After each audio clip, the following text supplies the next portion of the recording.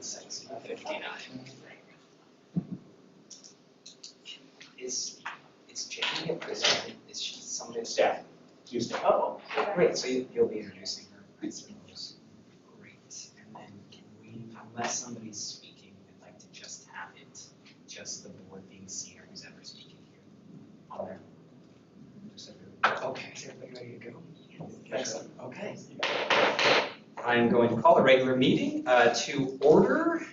If we can have the Pledge of Allegiance, if you all will stand with me, please.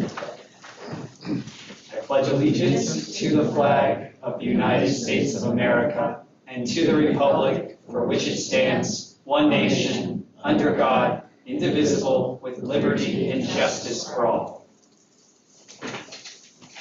Roll call, Jennifer. Chair Irwin. Here. Vice Chair Mel. Here. Director Carhart. Here. Director O'Farrell. Here. Director Tamani. Here. All present.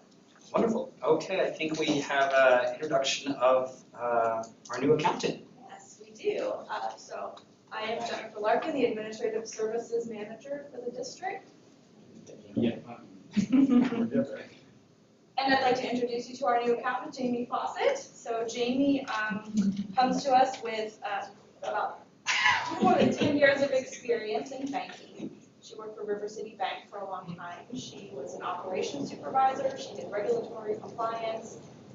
She did risk analysis. Am I leaving stuff out, Jamie? She's got 2 An adorable little 6-year-old boy. And then she also worked for the community, or the Cosumnes Community Services District in their accounting and finance department, and in the recreation department. So she has an amazing mix of a recreation and finance experience. We're very lucky to have her. She started trial by fire. Her first week she was working in the Chicken Festival. So she's onboarded now, and we're very excited to be working with her. Awesome. Jamie, if you want to say anything, you're welcome to. Hi, yes, so thank you for the warm welcome. And yes, as you saw, the reason I am joining you remotely would be the little head that you saw popping behind me, my son Jameson. We are both very excited for me to be working for Fair Oaks Recreation District. I am over the moon happy to bring what I'm passionate about, which is recreation, with my skill set, which is finance. I think it's going to be perfect.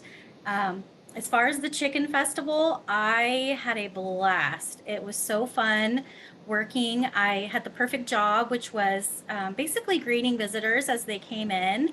And I just really got a good sense of our community, and that made me even more excited and thrilled, and just very much reiterated that I did the right thing by coming on board, and I'm very excited. So thank you. Welcome. Glad to have you. Thank you.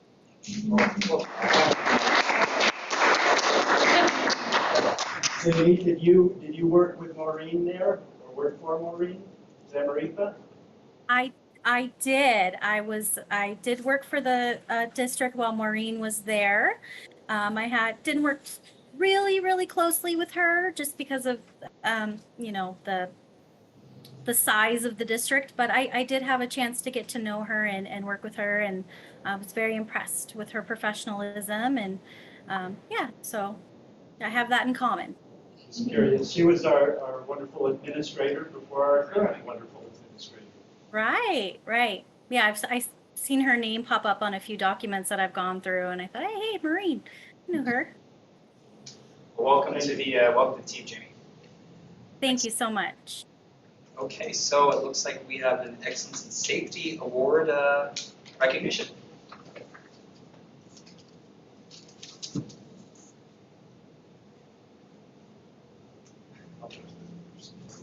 You want me to show you? Through. Yes. Gentlemen. You have heard this a little bit about this already during budget presentation because it was such a big deal. When something affects our budget, it's either negative or positive. This was a positive, and it is our parks and maintenance crew who have gone 300 and Well, We're to be saying 312 days today. 312 days now, accident-free.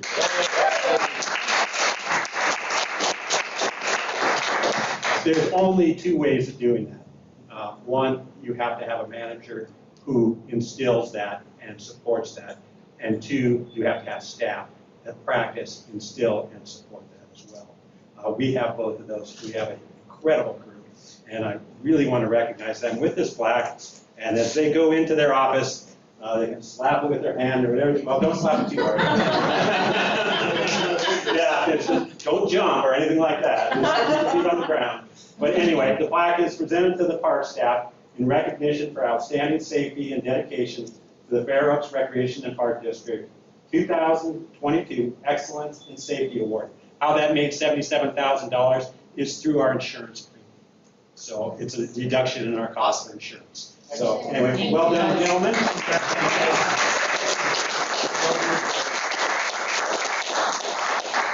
Mike, I think there's a number 3, and that is don't ever give the administrator a shovel. They've done good with that. Let's get to 365. Aw. Mike, do you want to give him? Excellent. Well done, guys. Well done, gentlemen. Good job.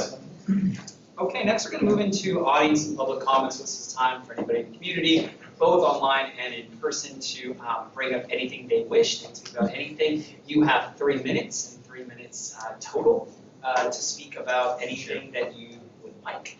And if you can do so, if you are in person, to be at the podium. And if you are online as well, please, I think you can raise your hand, put in the comment, and we will have that be monitored as well. I'm going to start with anybody that's present, and then we'll move to anybody that is virtual. I do have 3 public comment request forms currently, so I'm just going to go in order that they were received. First, Mr. McDonald, if you wish to address us, please. Do I stand over here? Please, sir. Oh. Yes.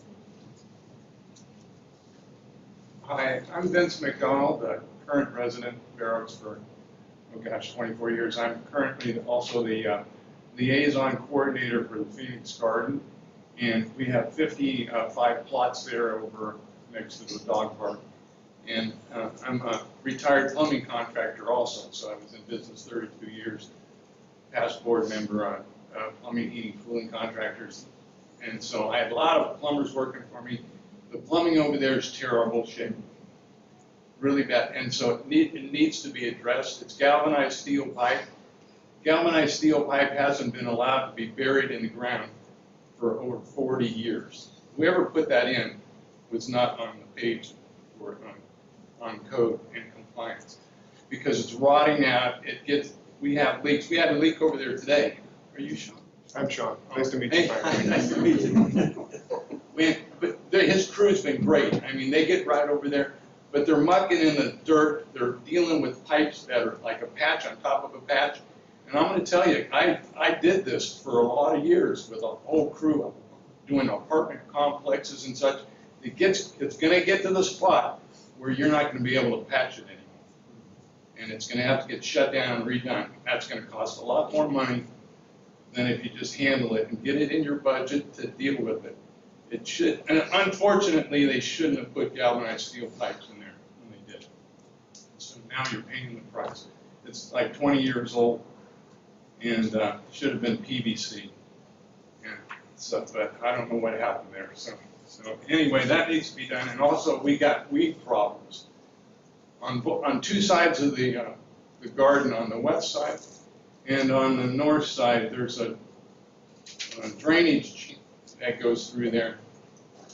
And I talked to Sean about mowing it, but he says it's not in the contract.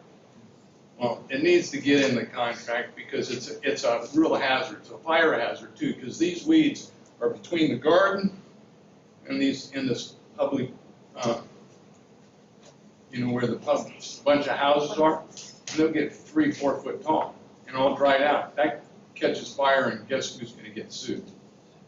Because it's your property. It needs to be mowed at least once in a while. You need to get it in the budget. So. Question, is that a drainage area? Yeah, it's a drainage. It drains the park. And also, back to the irrigation, I know you're going to pave that parking lot. Hopefully somebody's thought ahead to do some surveying, making sure that utilities that are under there or that are serving the gardens in good shape, because you're gonna put new pavement down. And then it's gonna, if it fails, then you're gonna have to cut it up and do it over again. So, you know, in the right progression, right steps. I'd be happy to help out, you know, if you need my professional advice on the plumbing side. Mr. McDonald, I did have a question. Where did you, are you saying in the, which area of the park is the galvanized plumbing? The whole thing. The whole thing.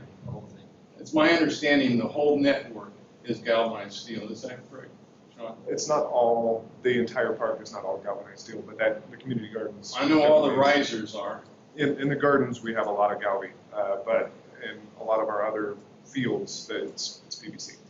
Okay, so you know, I know the risers are galvanized steel, and those are what's brought out first, because when you have galvanic corrosion, the pipe back has an anode, and the electricity channels out at the wettest spots. So it's like a battery. The wet places, high alkaline soil. You got a galvanized steel pipe. The charge goes off into the earth, and it takes away the galvanized pipe with it. So that's why it hasn't been allowed in the code since probably the early 80s or late 70s. Okay, so that is the 3 minutes. I'm sorry. We're at. Oh, we're at 3 minutes.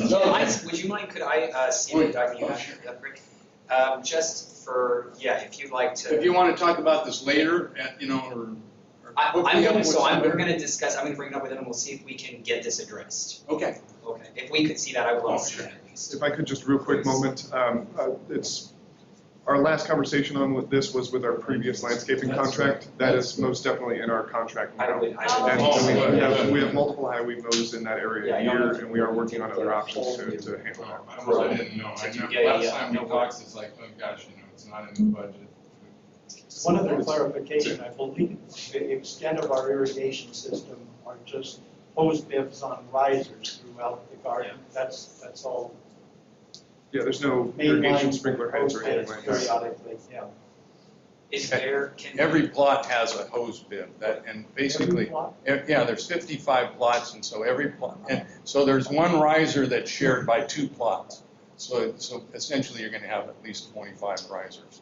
Is there some, I mean, have you all looked, has anybody looked about the galvanized plumbing there that's specifically in that community garden, or is there any cause for alarm on that, or any potential to redo that to get into PVC? Have we looked at a cost analysis for that? I haven't done a cost analysis. I know it would be quite expensive. It would be a marvelous thing for both the gardeners and our staff if that was redone. Because We're having a leak about once a month. The lines are, what, 3 feet, 4 feet down over there? It's about 3 feet. It's a big project every time there's a break, so it's definitely something I would love to do. I would love to see something and look at that and just see what the cost would be for that. Put that on there. Thank you for your Oh, you're attention. welcome, thank you. For Okay. my 3 minutes plus. Okay, wonderful. Mr. Sizemore? Sizemore?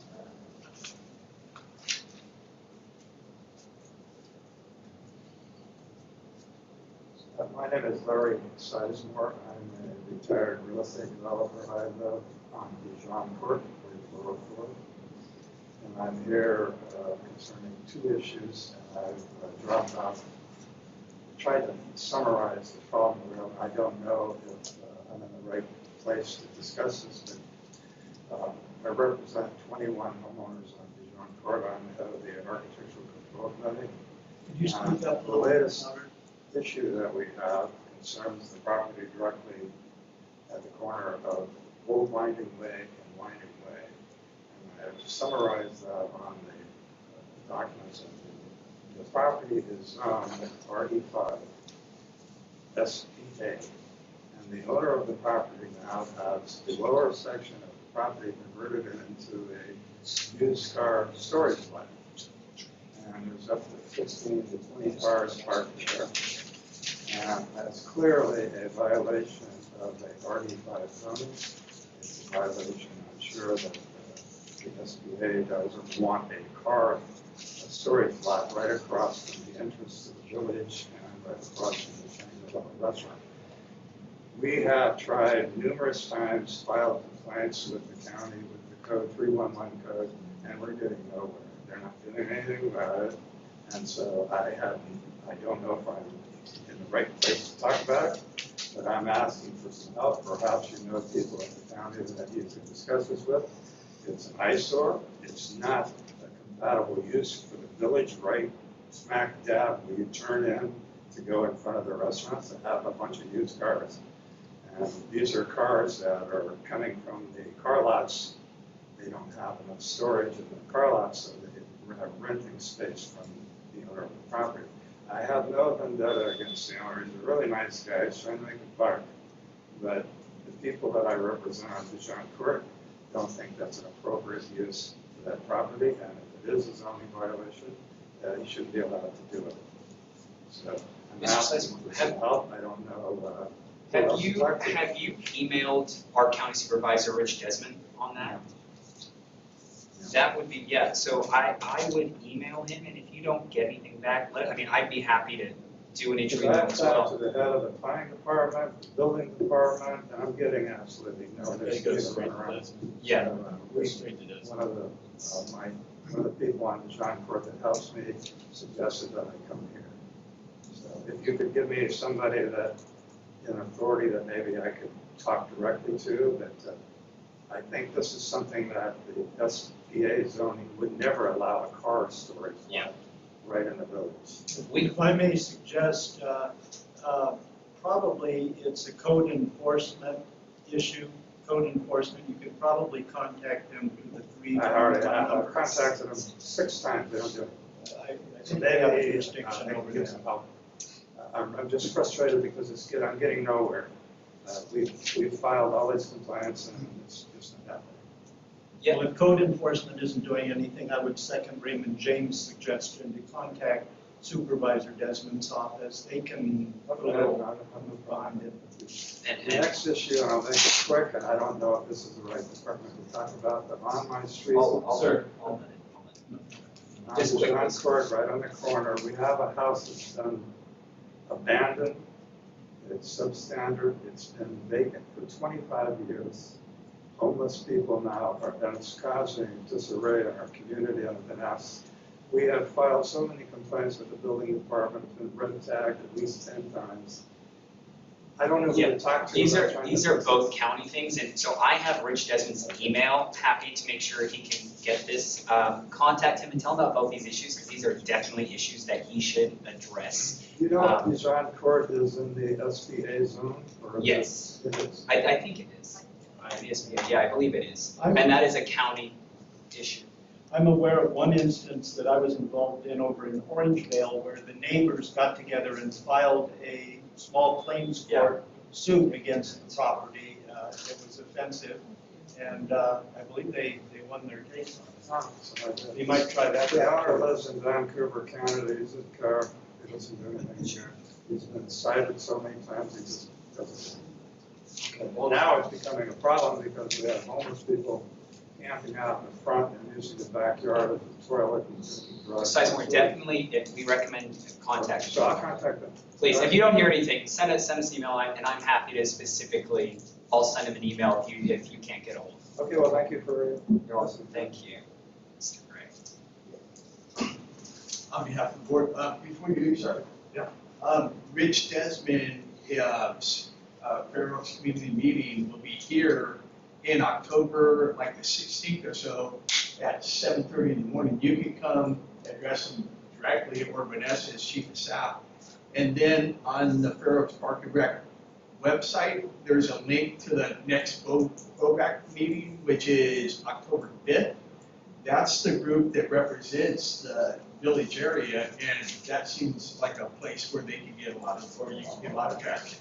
Thank you, Mr. Gray. Whatever, that'd be great. Okay, next we have Mr. Bartel.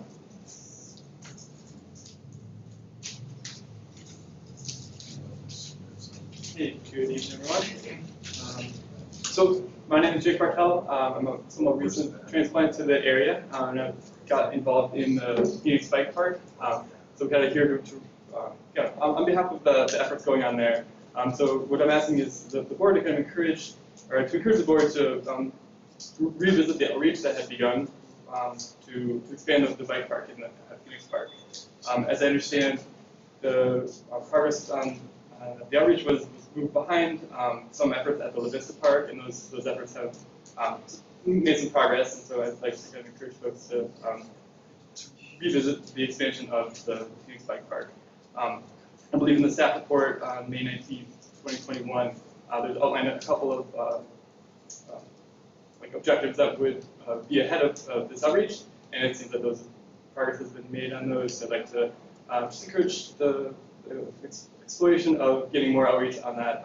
Every time I go to the bike park, see tons of folks there, really interested in kind of expanding it. Every time I'm working out there, everyone's like really appreciative of what's going on. So myself, Jake Bartel, I believe Garrett's on the call as well.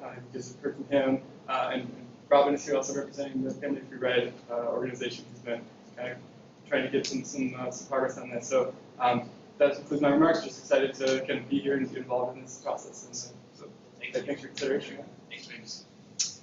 Do we have anybody else in person who wishes to address the board? No. Okay, sir. Feel free. You can state your name when you come up. That would be wonderful. Yeah, I came primarily for the park, concerns for the park. My name's Richard Brabreck, and I wanted to bring up, I brought this up last time I came here. I think the bike park for the little kids is a great thing, and I like the idea that you're going to build shade structures to get the kids and the moms inside there. But we got a problem with two big things that's dangerous. One is these guys that are driving through the park, adults, older adults driving their what do you call Tour de France bike through the park at 30 miles an hour.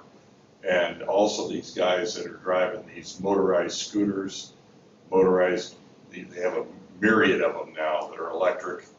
And the problem with this is, it's not that I'm trying to squelch their fun. I think there needs to be a separate area for them to go and fool around, maybe like a sort of a bike park for them. But having them on the walkways where kids that are punched out, little kids, don't know what they're doing, they're not looking for bikes, and neither are dogs, and regardless of the leash law and all that, it's just flat dangerous. Why do we have to take the one sanctuary for people to relax and ruin it with bikes all in the park? I'm not talking about the bike area for the kids. I'm saying we need to make a law that they need to get off their bike and walk it. If you want to come through the park, we shouldn't be using this as a place for them to exercise or a place for them to cut through at full speed. That's just flat dangerous, an accident waiting to happen. And these guys are already been real pushy on the street as it is.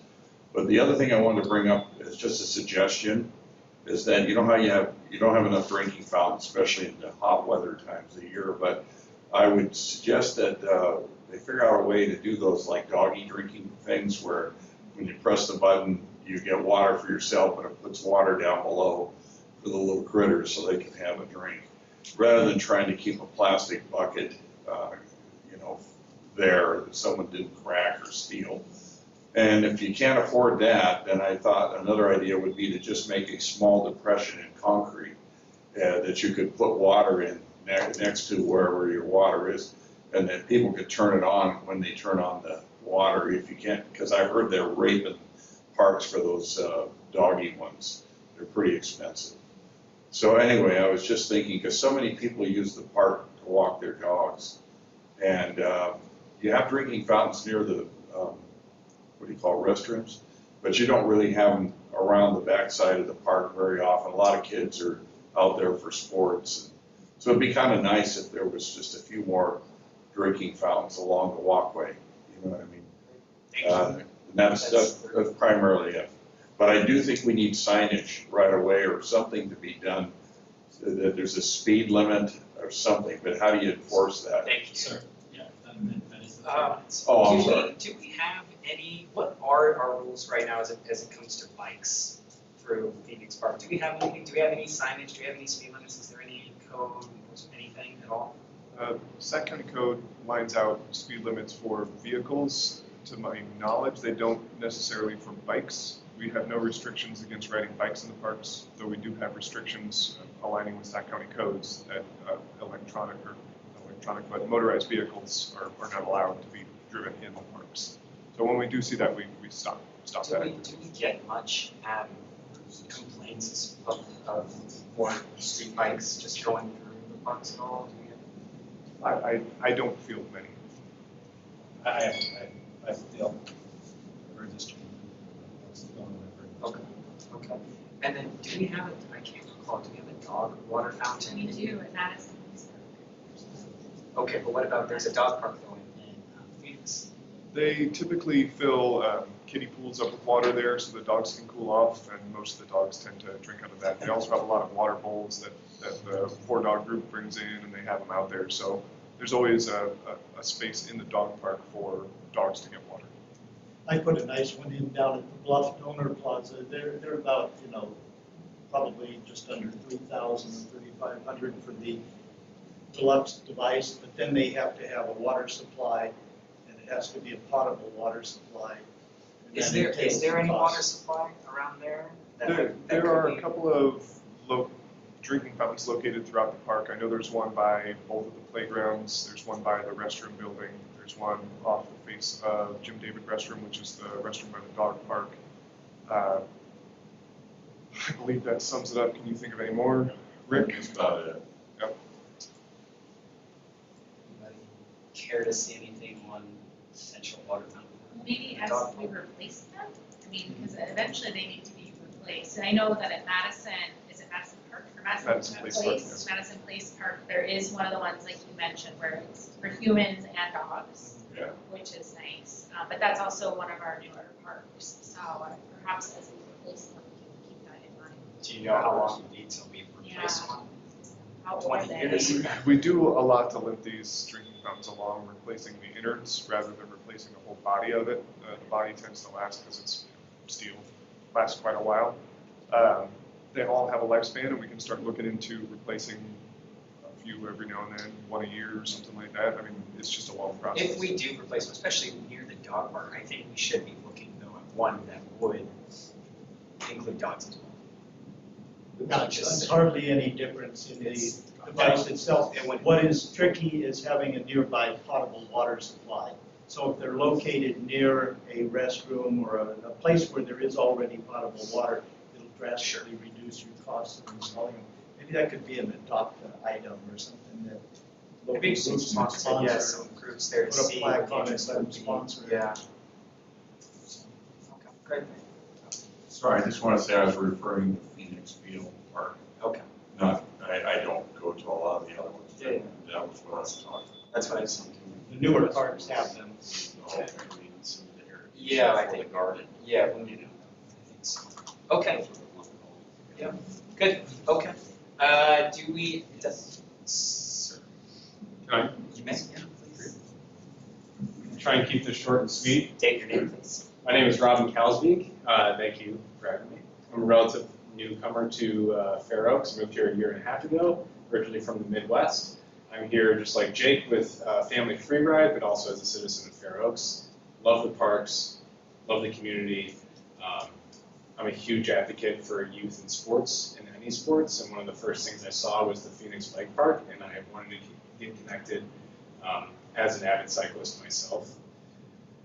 It's incredible seeing these kids riding around with huge smiles on their faces, becoming healthier, stronger youth, building confidence, and I think that there is a subset of the community that may not necessarily need organized sports, but still want to be outside and being active and building that same confidence and being with their friends. I'm sorry, I didn't catch your name, but Richard. I think it's a great point about cycling in the park and the lack of safety when you're trying to share space, and I think having a different take on it, I think that actually speaks to a general lack of infrastructure in the cycling world. And so, to Jake's point, I think it's fair to ask for public outreach to see what they'd like to do in terms of the bike park and that space and what we'd like to see in terms of an expansion. So, thank you for your time. You'll see my face again. Anybody else in person wish to speak? Public comment on non-agenda item? Nope.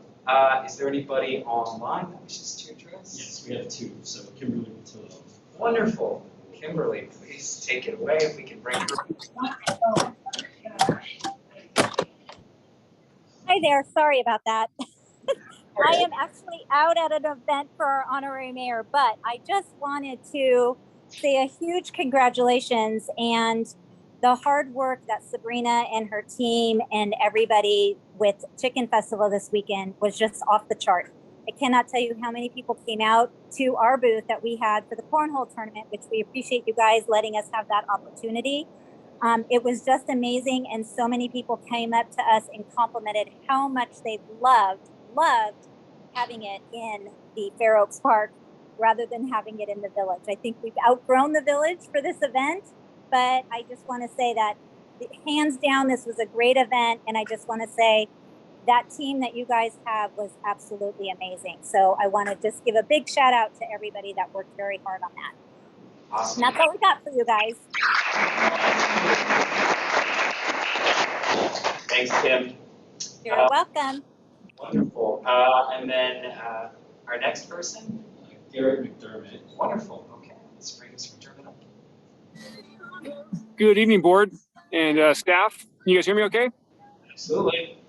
Wonderful. Garrett McDermott, Family Freeride President. Want to thank Jake and Robin for speaking earlier. And just want to let everyone know where I'm at. I'm at the Lakeside Church out in Folsom. Clifton Races has been doing these Grom races every Wednesday, and they're doing it for about 6 more weeks. And I just thought it'd be fitting to share it with everyone there, as this is what we're trying to do at the Fair Oaks Bike Park. We're trying to develop the bike park so it can be utilized as a sport for cycling for kids, not just as a playground for kids to go and ride their bikes at. So this is a great example of that.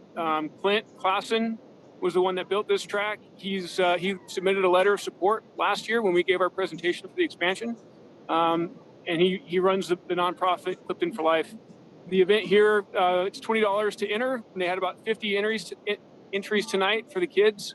So it generates revenue. I know it's something that the Park District has to consider when building amenities. Are they going to have any return on the investment? So there's that, but also it's a great activity and a great sport that I hope we can get behind. So looking forward to hearing the board and staff recommend reaching out to the public on what they want to see at the Phoenix Park with that big dirt lot as soon as possible, because we don't want that space to keep going to waste and just grow weeds.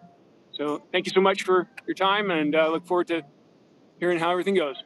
Appreciate it. So much. Wonderful. Anybody else wish to address? Wonderful. Okay, I'm going to close public comment then. We are going to move on to our agenda here. Motion to approve the agenda. So moved. I'll second. Moved and seconded. All those in favor? Aye. Wonderful. Okay, consent calendar. Is a motion to approve the consent calendar? I'll make a motion to approve the consent calendar. I'll second. Moved and seconded. Is there any questions on the consent calendar? Hearing none. All those in favor? Aye. Wonderful. Moving on to 8.1, Fair Oaks Advisory Board report. Hi, my name is Navia, and I am the chair of FOIAB for the 2022 to 2023 term. We are a board of 19 students from multiple high schools in the area. We held our first meeting of the term on September 7th. At this meeting, we discussed and brainstormed service groups and event ideas. Our first volunteer event of the year was the Chicken Festival on September 17th, where we hosted a water bottle fundraiser. We sold water bottles at our booth and made almost $500 in sales. We also hosted multiple activity booths in the kids area at the Chicken Festival.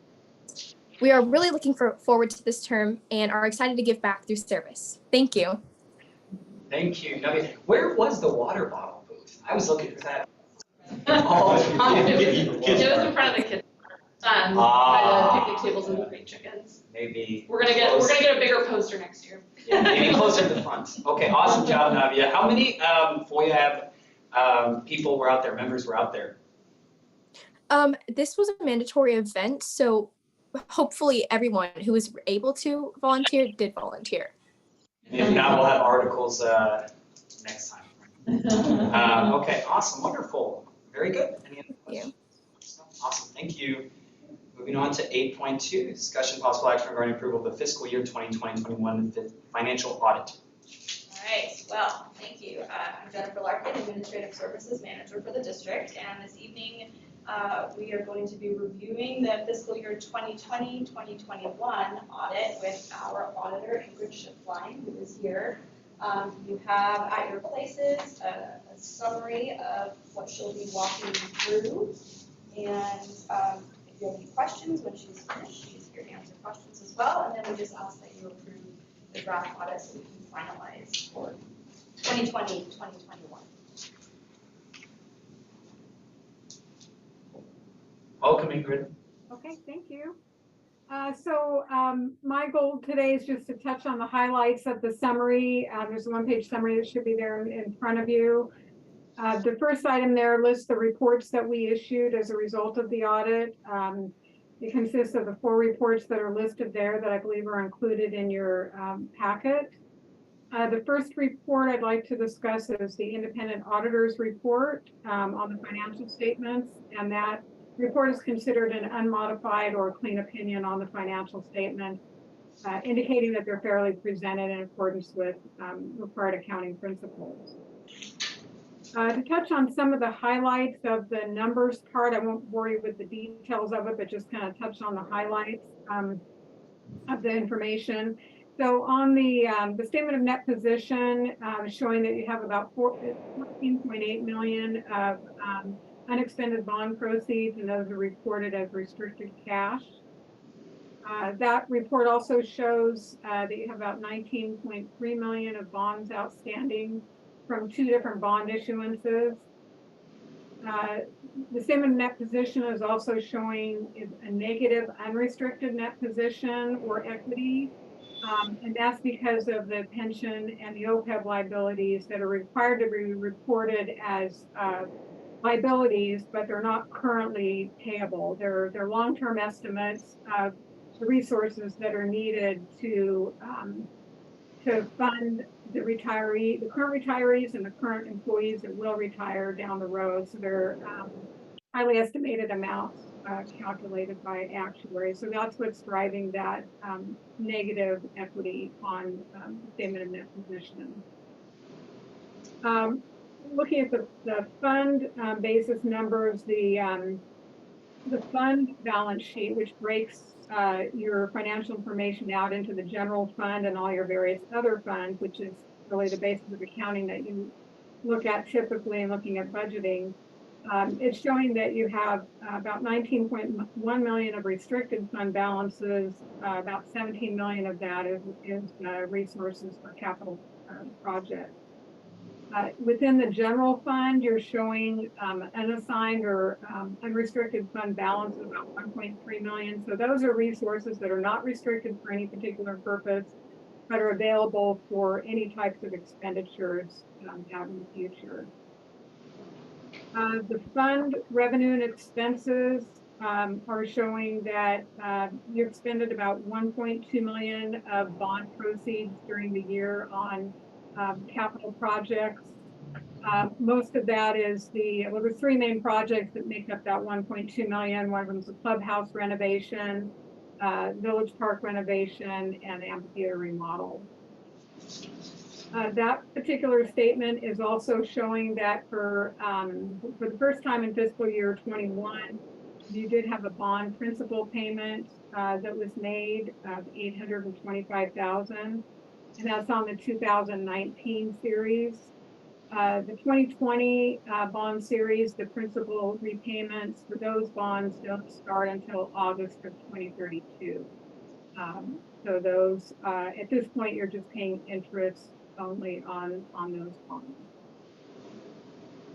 The summary also points out the pages for you to refer to related to the pension and the OPEB liability. I just wanted to mention on those, both of those liabilities increased during the year. Again, just a function of changes in the actuarial calculation. For the OPEB liability, that liability did increase. It's up to 2.9 million. The main reason for that liability continuing to grow is that you're not pre-funding. There was a pre-funding payment that was made in a previous fiscal year, but the pre-funding or making contributions into the plan is not something done on a regular basis, so that liability will continue to increase until the point in time that additional contributions are made to the plan. Also included in the packet is the governance letter, and that contains certain items we're required to disclose to you. It does describe the fact that we had 26 adjustments or changes that were made to the books as a result of the audit. And that's primarily because with this audit, we did start with the county's accounting system. And as we've discussed in past years, and also is included as a recommendation, that the setup of the QuickBooks wasn't done in time for this 2021 audit. We held off doing the audit thinking that the QuickBooks would be available to audit from, but it was not. So we did have to revert back to auditing off the county system, which the county system doesn't allow for the proper and complete accounting of all of your transactions. So there's a number of adjustments that needed to be made during the audit process in order to get the numbers accurate for financial reporting. And because the county system doesn't allow for posting past audit adjustments, we basically have to redo the adjustments every year. So that's the reason for the large number of adjustments.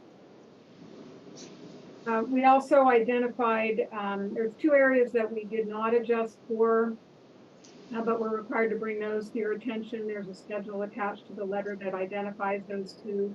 One of them is reporting a fair value adjustment for the cash held in the county pool. It's not a material adjustment, but we're required to disclose to you that we did not reflect that within the financial statements. Also, there were some retentions on construction contracts that were not approved, and again, we didn't adjust for that, but there is a recommendation in our management letter that those accruals be made as part of the accounting of the district. The other letter I wanted to draw to your attention is the internal control letter that's included in your packet. So that does identify one item as material weakness, and that is the use of the county system as your main accounting system.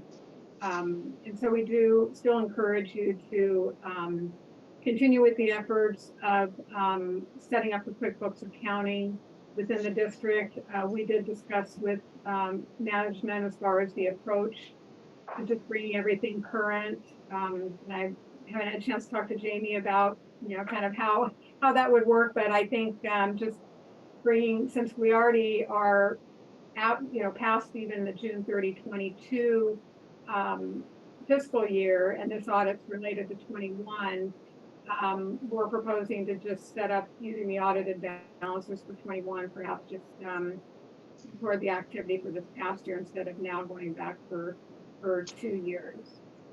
So that's something that would need to be done prior to the 22 audit.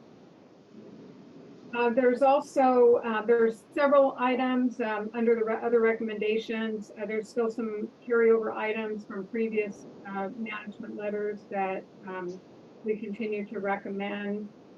Those are listed there on that summary. And then there were 3 new comments that we added to the list of recommendations. The first one had to do with the capital asset listing. Some of the assets that were added didn't have very descriptive titles. I think there might have even said no description. So we're recommending that the asset descriptions be more reflective of what the item actually is.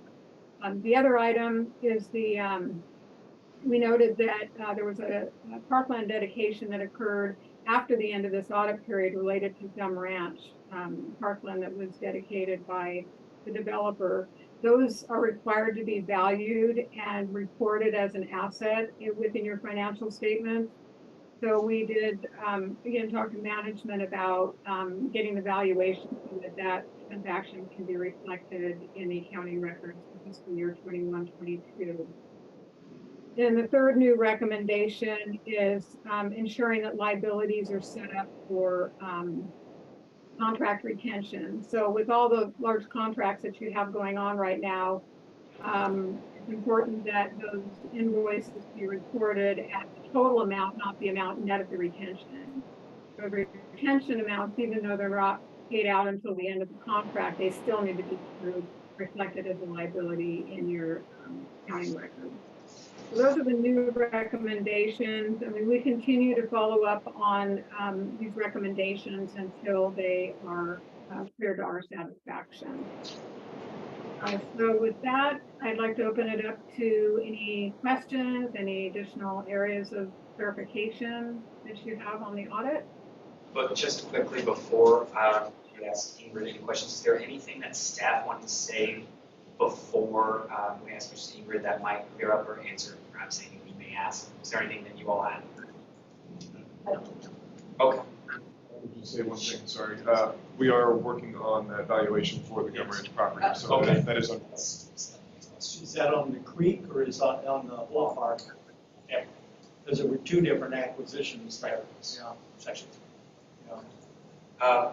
I'd like to just go down, give everybody a chance, start with Director Carhart. Any questions you have for Ms. Shipley or staff?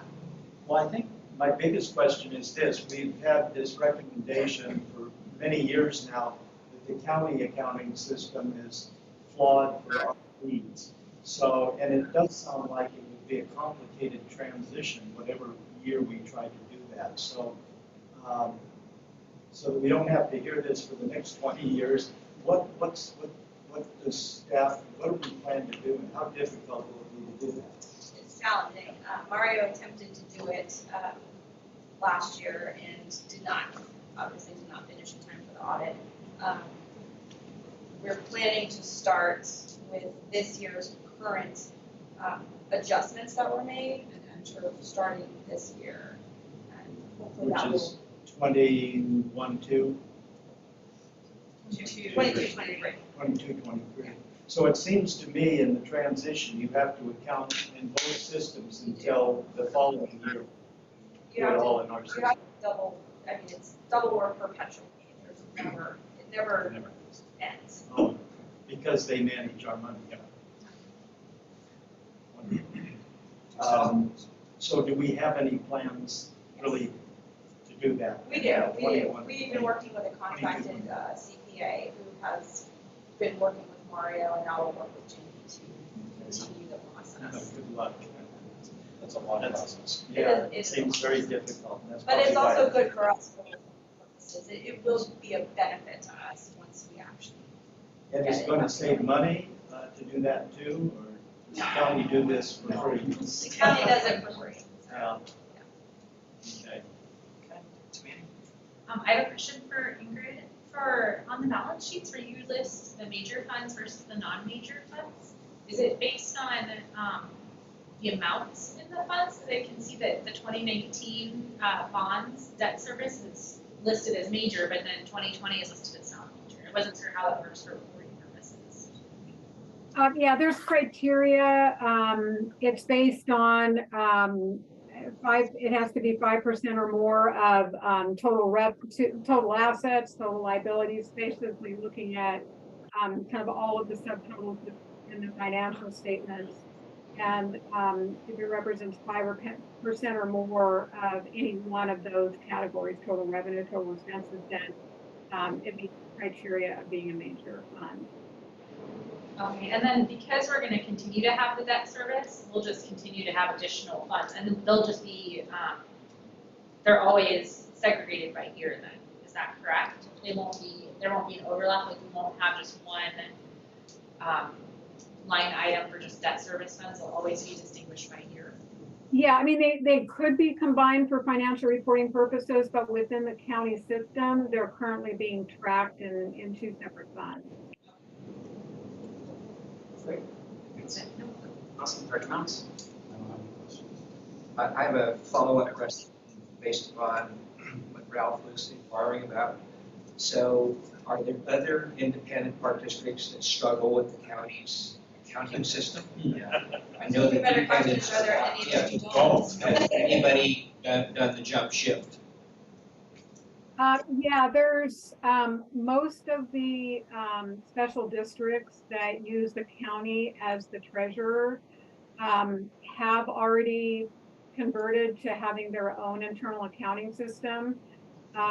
There's, one other special district that we work with that's, in the process of converting. I know we had a conversation with the county and they emphasize to special districts that the work that they do is really just like a bank. I mean, you have to look at them as just a bank. They know that they don't keep your records on the way that they need to be maintained in order to be able to issue a clean opinion. I mean, they admit to that. In order to provide that service, they would charge you to do that. So they recognize that the way they're keeping the books is not going to be in compliance with the accounting rules.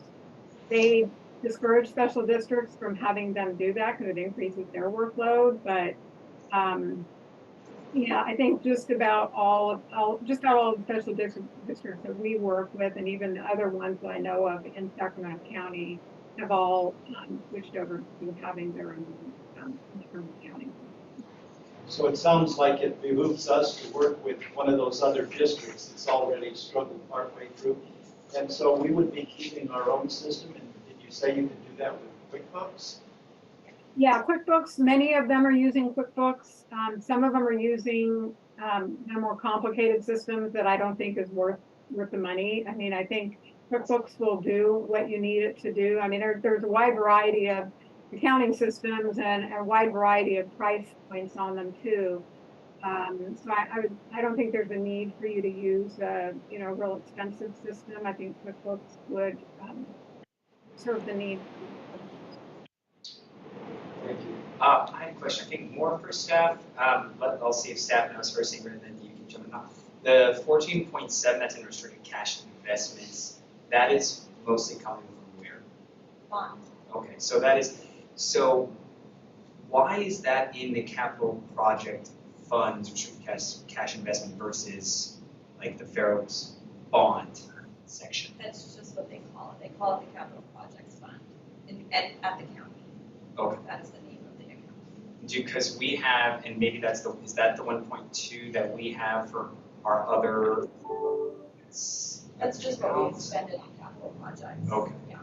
So, but that is money from the bond. Okay, that's just what I want to clear. Okay. Anything else? Can I ask another question? On the bond principal repayment, you know, we've paid, I guess in that year, $825. That's pays investors in our Measure J bond. How does that doesn't come out of? We've got the 26.9 million. This comes out of the tax revenues from the county, so it's not deducted from our. Okay, it's all good. A little confused. Well, it's not coming out of the general fund. Correct. It's coming out of the bond proceeds. It's an added layer on the property tax. Right. So the money comes in from the taxpayers through the county, goes into the bond fund, and then this comes out of the bond fund as an expenditure. Gotcha. Great. Okay, awesome. Ingrid, thank you so much for your work on this. This is great. Appreciate it. All right, you're welcome. Good evening. Okay, then we're going, or I guess, do we need to Yeah. approve? Yeah. Is there a motion to approve 8.2? Fiscal year 2020-2021 financial audit. I'll make the motion to approve the 2020-21 financial audit as presented by staff and our auditor, our accountant. Moved and seconded. All those in favor? Aye. Aye. Aye. Motion approved. Excellent.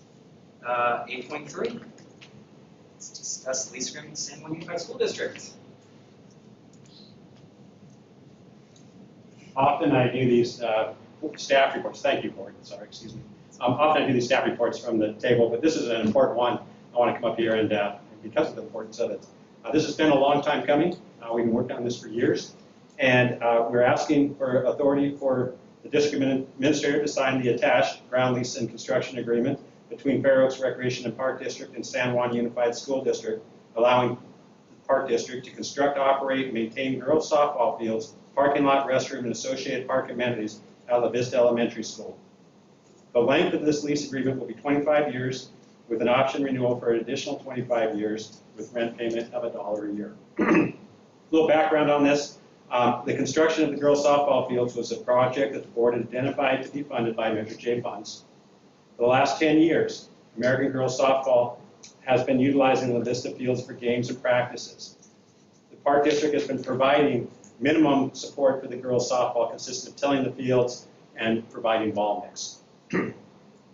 We have not been able to fully maintain and develop the fields at La Vista since there is no formal long-term agreement, use agreement in place to use and maintain the fields. The current fields at La Vista have substandard backstops, poor field turf, and limited spectator seating. In addition, the fields do not have dugouts, outfield fences, or restrooms. Since San Juan Unified School District was not using La Vista as an elementary school and have no long-term need for that space, we were able to work with the school district to draft a long-term lease agreement that would permit us to develop, maintain, and manage new girls softball fields that would meet the requirements of California Code 53080, which prohibits gender discrimination in community youth athletic programs and parks and recreation facilities. That's an important thing there because it is a law that we provide those. California Code 53080 requires community recreation departments to provide boys programs and girls programs at the same level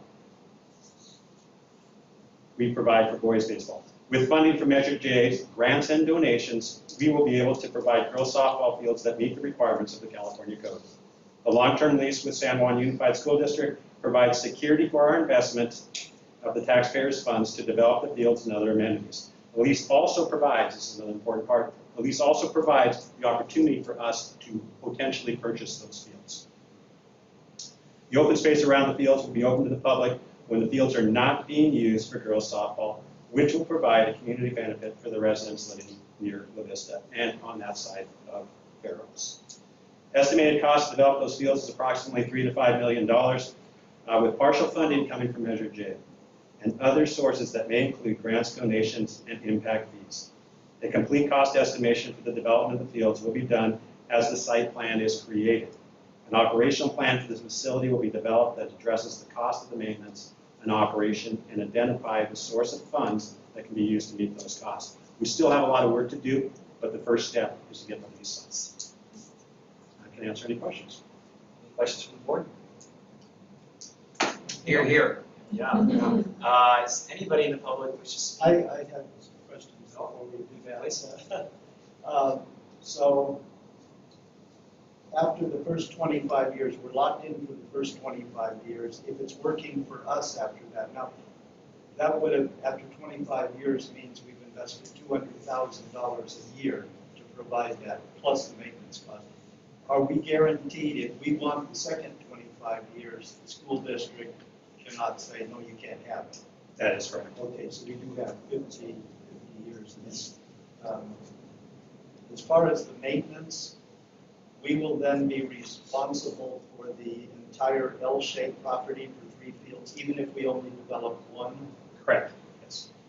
And currently we're maintaining those fields, again, at that minimal level. I believe that this project will probably come through in phases. So if we phase it that way, we just have to continue to do what we're already doing on this property. Okay, that's all. Yep. Has legal counsel reviewed the contract? Yes, this was actually drafted between our council and the school district council. Anybody from the public, online, in person, wish to speak on this matter? No? Okay, wonderful. Well, I will entertain a motion, perhaps. I'd like to make the motion. Yeah. I'd like to make the motion to sign the attached ground lease and construction agreement between the Fair Oaks Recreation and Park District and the San Juan Unified School District, allowing Fair Oaks Rec and Park District to construct, operate, and maintain girls softball fields built parking lot, restroom, and associated park amenities at La Vista Elementary School. Moved and. I'll second it, but it was definitely appropriate. Yes. to make the motion. Moved and seconded, all those in favor? Aye. Motion approved.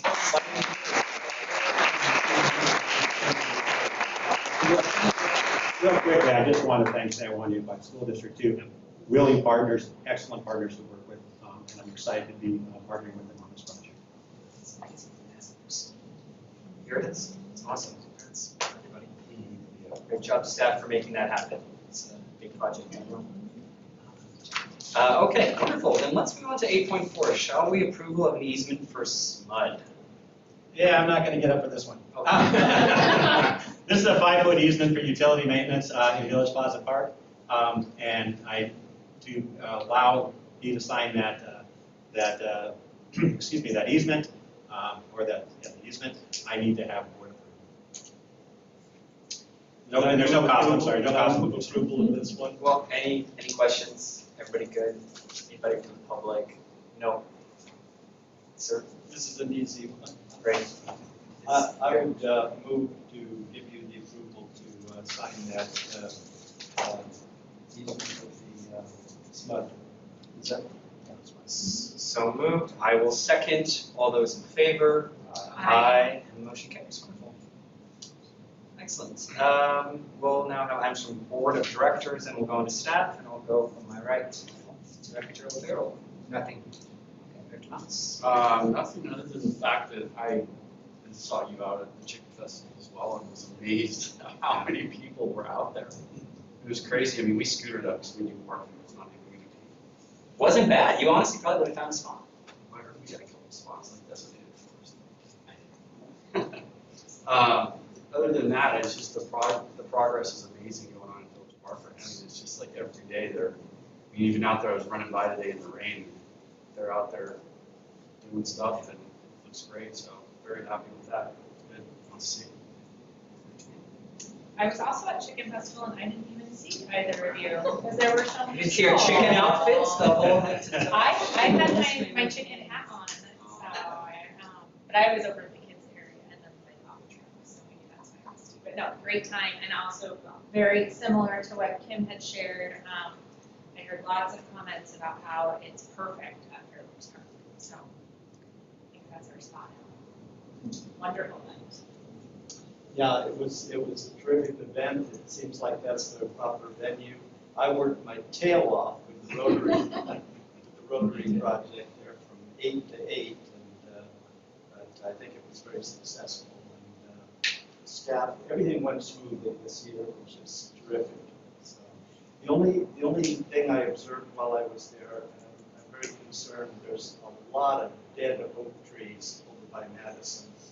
And I guess we should have a plan to see what happens in the spring if any of them leaf out. But if they don't, they come down before they come down on me, fall on somebody. Yeah, I was also at Chicken Fest. It was incredible. It was absolutely incredible to see so many people. The staff did everybody did such an amazing job. And as Kim was saying too, I was talking to a lot of people and they also agreed, and I agree that I think we should be keeping it at Fairloops Park. I think it's an incredible venue that we should have to discuss as a board before it's decided to move it or whatnot. The next one, and that's a possibility. We will be in Fairloops Park again next year. Yep. Construction. Right. And then we'll revisit and discuss it. Awesome, great job, team. So with that, move it on over to staff. Great. And I'll turn this over to Sean. Sure, we'll go first. Good evening, Board of Directors. Sean Ventura, Parks and Facilities Manager.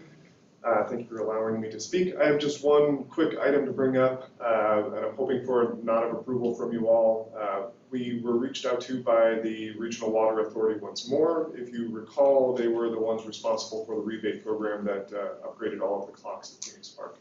They liked working with us so much that they wanted us to apply for further monies. I'm looking to upgrade the controllers at Fair Oaks Park at this time. That would be a full 100% rebate. I'm just looking for a nod of approval that this is something that the district is interested in pursuing before I begin. Sounds good. Yeah. Can we get some extra money to replumb the community garden perhaps? That's not a bad idea. With the comments tonight, it's definitely something I will be exploring with If my there's a contacts leak, there. that's wasting water, so. Yes, Yeah. indeed. Thank you. Thank you so much. I believe, Danielle, I believe you have some stuff. I do. Good evening, Board of Directors. I'm Danielle Whitmore. I'm the Arts and Entertainment Manager. I want to start by thanking Sean and his crew for making the office at the old Fair Oaks Library a really nice place for me to work. So thanks, Sean and your team. It's been great. Really briefly, I just wanted to let you know that we have a survey that's gone out to the community. We're getting some great feedback from people about how they want to see creativity happen in their community. A lot of our friends and neighbors have helped us, and our partners have helped us get it out, and we got it out to our clientele this week. There's also a new web page on the Fair Oaks Parks District website dedicated to arts and entertainment. We have our teaching artist information out, and I've been working with a number of teaching artists and new partners in the region to help us come teach. And then lastly, I wanted to just point out that October is National Arts and Humanities Month. So we will be looking to find ways to explore and celebrate our partnership with artists and arts groups and the arts in the region. So just wanted to bring you all up to speed on what we've been doing. Thank you. Thank you so much. And Are you the one that handles entertainment, music and stuff like that? Yes. Okay, so on that website, does it have a way to contact you? Yes, sir. Okay, yeah, because I had called about providing music because I noticed they hire a lot of stuff that's, I don't know, commercial-ish instead of something. Sir, feel free after the meeting, feel free to reach out to her and chat with her about that, okay? Okay. Thank you so much. Please. And just, I have a few items in, but you've all stated it, and so is Kim on the thing, but as a manager, or as the district administrator, I also want to compliment staff and let them know that that was an amazing event. I had absolutely nothing to do the entire day, other than visit with folks and talk to things and play some cornhole. And so it was one of those amazing events. I'm proud to be part of this team, so thank you. You'll be seeing next month in your agenda for the third issuance and the last issuance of our bonds funds for $8.4 million. Just an early heads up that that's coming, and I'll have some more information on that next month as well. And then you've heard a little bit of update on construction. We are also inside the clubhouse, which you don't see. We've done all of our abatement around the clubhouse. You may have seen that around the windows on the outside. It was about 112 degrees out, and the crew that was working on that were in hazmat suits outside. It was incredible. They had to just bake in there. So, and the inside is gutted. We're doing studs. We're doing the rough plumbing now inside. We're doing this framing in for the lift, and it's a different building inside in terms of what it looks like right now. So it's exciting to see. You're also seeing the ramp, the ADA ramp. If you look at the front of the clubhouse, you'll see where the stucco's been removed. That's the line for the ADA lift, or the ADA ramp. The parking areas, if you go around the park between Park Avenue and Temescal, and then around into California, you will see the drainage for those nose-in parking spots. We're working diligently on those. We're trying to get those open before December. We'd like to get those open before the Christmas shopping season in the village, so we have some additional parking there. With that being said, we will, right now we're closing, I believe, 8 spots in the other side of the park as we underground the utilities. And so you may hear some rumbling about that, but it's temporary. We will open those back up. It might be another week though before we open those back up. And then we will be closing those spots on California and Fair Oaks, all those around the front of the park.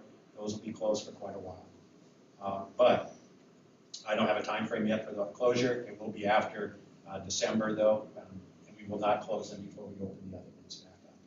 So, and those will be closed for a while. And a reminder on that too, that we still have the street work to do. It's a painful project.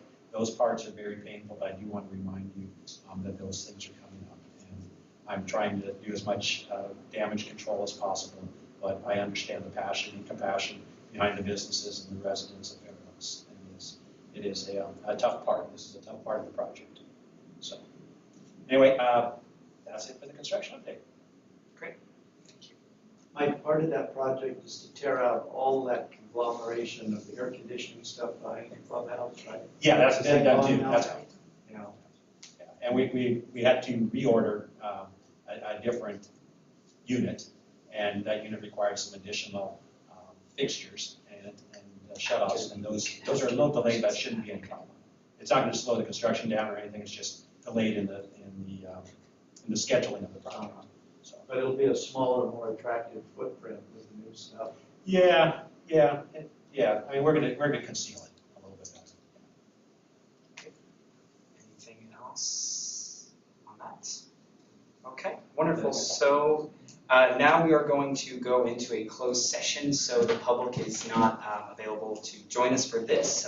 We are having performance evaluations, so Quick question. Yeah. Is there something? Thank you. On the website?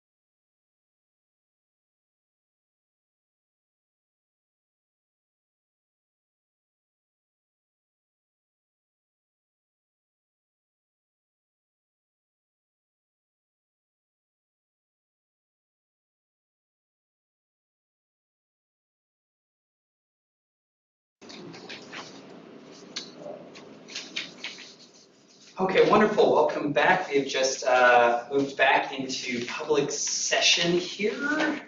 And let me borrow some. Oh, there it is. And we are now going to take a motion regarding our district administrator's salary request. Is there to renew Mike's contract through 2023, consistent with the original terms and conditions, plus the requested salary adjustment he has asked for. Yes. Is there a motion? That's my motion. Moved. Is there a second? Second. Moved and seconded. All those in favor? Aye. Wonderful. Motion carries. Thank you so much. And then I think I'll have a motion to adjourn. Motion to adjourn. Moved Second. and seconded. All those in favor? Aye. Thank you so much. I'll be pleased. All right.